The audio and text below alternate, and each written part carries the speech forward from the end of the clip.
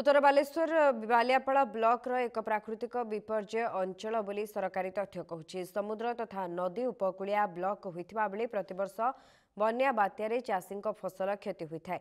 तेबे निकटरे बात्या दानारे धान और परिबा चाष व्यापक क्षति होइथिबा बेले एबे धान अमल समय लघुचाप जनित वर्षा चाषीर मेरुदंड भांगी देछि। बालियापाड़ा ब्लॉक पंचुपाली पंचायतर शंकरपुर गाँवर विष्णुपद दलई से जड़े गरीब परिवार होइथिबा बेले एकर एकर जमी रे धान चाष करथिले। तेबे से ऋण आनी धान चाष करथिबा बेले लघुचाप जनित वर्षारे फसल संपूर्ण नष्ट हो जाइछि। अधा अधिया धान काटी घर को नैथिले मध्य खଳାରେ ताहा वर्षारे क्षति होइछि। तेबे चाषी विष्णुपद ऋण छाड़ करिबा पई सरकारक ठारे निवेदन करिसेंति।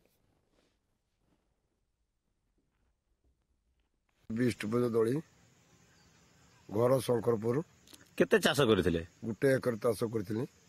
ऋण दाता करिकी बहुत टंका पैसा लोकतरु आनिकी ऋण भी हेइछि। ग्रुपरु आनिथिनि 30,000 टंका चाषर लगिथिनि। आ ये तो धान अधे काटा है अधे आ देखु जलर पड़ी धान हो पार जाऊ झिपझिपी वर्षा होची माने बड़ चिंता होची। ये धान तो जहाँ काटी नहीं आउ तो जलर तार भेदिकी पड़ी रही एन किंती जे ऋण दबा 2 दिन है झिपझिपी वर्षा होगी देखु पानी बिल अधा जल होते ऋण करते सब तो ऋण लोक के सुजासुजी करवा यहीटा आम बड़ चिंता। आसीनी बिल पाखक बिले देखा जल आंठिए ये कि जाई करवा इन कौन दाबी रखिए प्रशासन पाखे? किसी प्रशासन पाखर आम दाबी रखुचे जे किसी आमको ऋण फण करते आमको किसी छाड़